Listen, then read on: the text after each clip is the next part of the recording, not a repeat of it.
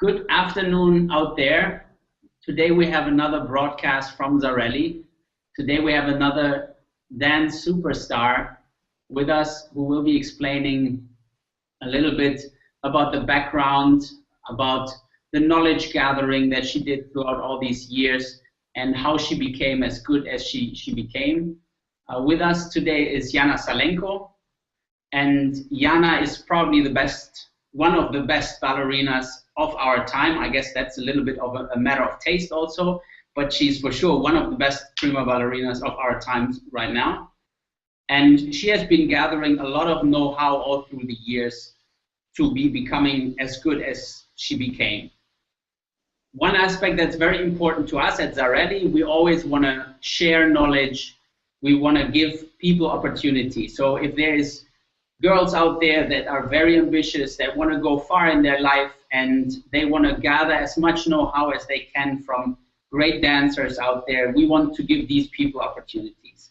And there, Iana is very much on board with us, because Iana also herself, she always told us she wishes to share knowledge. She wants to give opportunities to young dancers that are upcoming, and also she wanted to help people in poorer areas of the world. And I think the internet gives a great opportunity to share this know-how nowadays, also in areas that in previous years you couldn't really get to this know-how.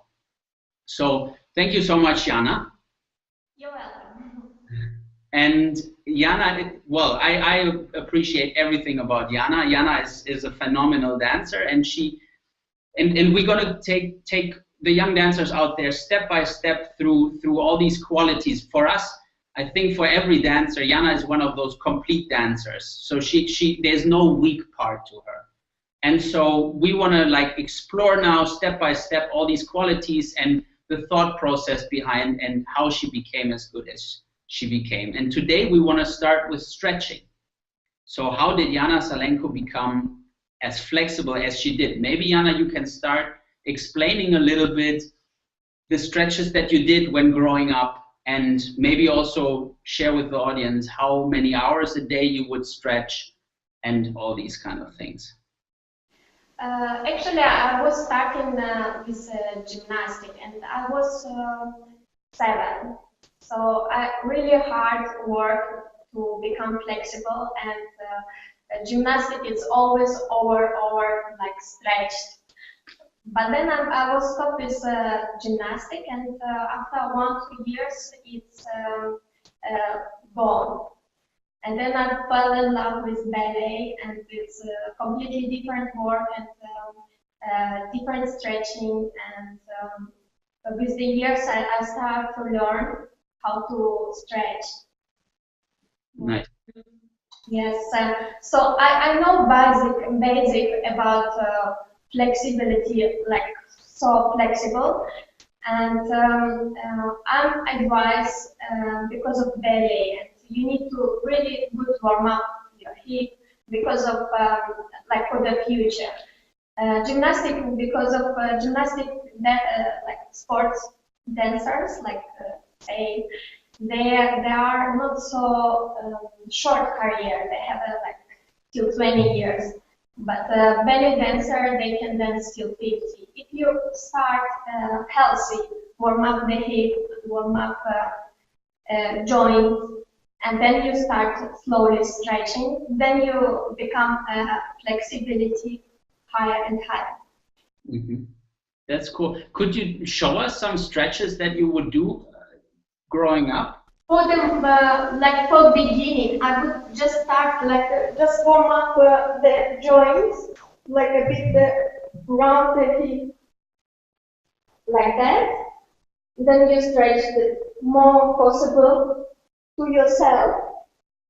Then you push the hip more in this way. Then you stretch like that. Mm-hmm. So this is you get to warm the hip. Mm-hmm. So when you get the warm, then you start to open the leg, and then you start the length, then stretch more out turn, that you have open the leg, and then you build your muscle. Mm-hmm. I think that's interesting. I think for many dancers out there, you just go into splits. So you are saying, be careful, build it up, slowly warm up before you actually go into splits and the likes. That's, I, Yes, you build like every day, you get a bit more and more flexibility. And if you take care about your hip, about your flexible, then you will see result. Like every day, you will see how easy it will be sit on the split okay. and part. So best you just start simple warm up, Mm-hmm. then you do legs like that, like that. Mm-hmm. More attention you push like this way, it's more stretched. Mm-hmm. Cool. Yeah, I think, and that's another one I think that's important to know for those that are not immediately flexible. You said something that's actually quite interesting to me. You said, okay, go patience step by step by step. So I think that's very important. And for those impatient ones, that's even more important because otherwise they probably pull something. Yeah. So, be careful. Don't try at home. Don't try. Don't sit. And you can do higher, like you put it some under feet, higher position, then you put it higher, and then you sit on the chair, and then you like stretching. Mm-hmm. But it's, I think it's our level if you want to really get to flexibility. But I think if you flexibility, it's easy to get, but to hold the legs, it's different. So I think it's more important to build the muscle to hold the leg, to be careful with your hip, because so easy. I had a problems too. I had an injury with my hip because I was losing my joint. So it must be take care about how to build muscle. Mm-hmm. Great. So you're saying there needs to be a balance. I think that's very good advice. Now, so there is stretching like this that made you a very spectacular dancer, very complete dancer. You can turn, you can jump, but you can do everything also with high legs, split jumps. So this is very interesting, I think. Another one I think that's very important is you are having to recover all the time. You have an amazing load of performances because you're performing with two of the best companies in the world, which is Berlin and the Royal Opera in London. So that's a lot of strain on your body. Not only do you have to perform more than most classical ballet dancers, but you also have to recover because you're traveling in between back and forth. So I think what would be interesting also to know, how do you cope with that, which is a lot? What kind of stretches do you do for recovery? Normally after performance your body like very tight and very tiring. So important the same, good warm up with breathing and more stretchable like this stuff, like going and you stretch big muscles, stretching this way, you stretch this muscle. So more this stretches soft with breathing and you feel your body and then you recover fast. And of course important because I fly a lot and important for me to have a tight, very hard, like a very tight because of flying. And when you fly you get swallow feet and swallow muscle. And thank you for this tights, Sarele tight.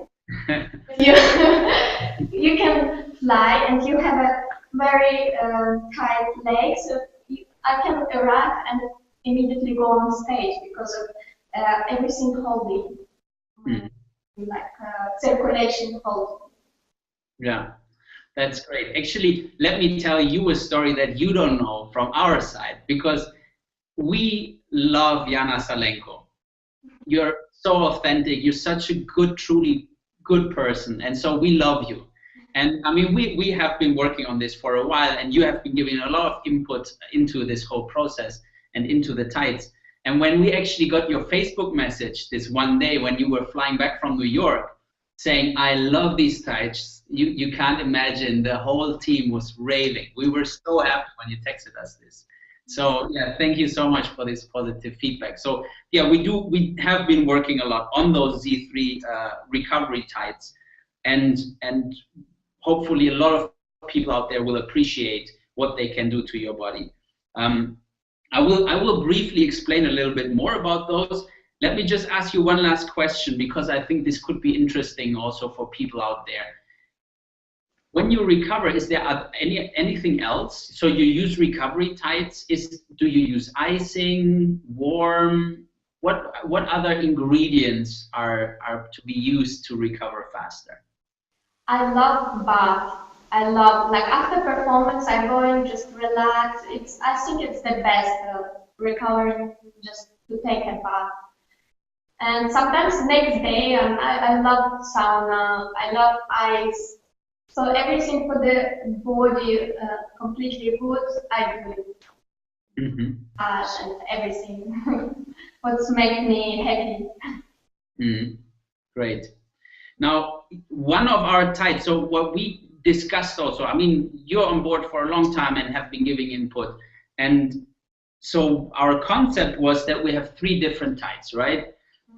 And because we say, well, a dancer's life is always different. You have, in a rehearsal, you have a lot of repetition in movement, over and over the same. So you need to have different aspects in your tight also than you need for performance, where you want to be a little more free, but you still also want the tight to support that the blood flows back to the heart faster, which we did through a certain way of compressing, as well as looking impeccable, which is where you also came in. You said, look, this is the kind of seam that you need to use, guys.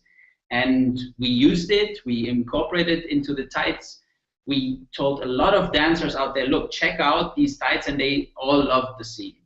So, and then at the end of the day, you're going home, or in your case, you're flying a lot, and so you need to recover. So these stages in a dancer's life are very different, and they all need to be thought about thoroughly. And we did in terms of design, and we did in terms of bioengineering. So the biological aspect of how does your body work and how can we support it with these tights. Now, last not least, what we incorporated into these tights is because a lot of dancers, we did a survey with 300 dancers, and one of the aspects that dancers said was not tackled in their tights was, we are always making holes in our tights for the toes or for the heel, but there's no tight that wouldn't run. Can you tackle this? And we did. We found a way of creating a tight that is able to cope with it. And yeah, and I would be interested to understand, how are you cutting your tights? I think eventually every girl will make this experience. Maybe as little dancer they don't cut their tights, but eventually they will. And maybe you could give a tip and could explain why you're cutting the tights the way you're cutting them. Okay, normally I'm not a big fan of tights for the show, because it's really cutting lines. So I prefer to not cut for the show and put it roses.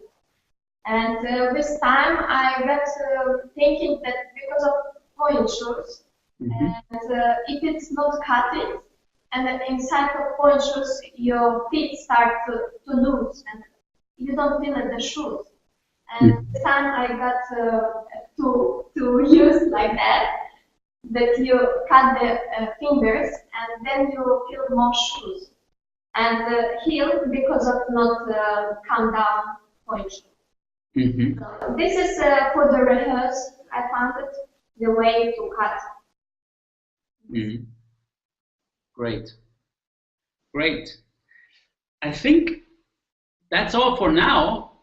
This was great. I think a lot of dancers out there got a lot out of this. And maybe just one last story, because we're going to do this frequently now. And next time we want to talk about pirouettes, which you also are good at.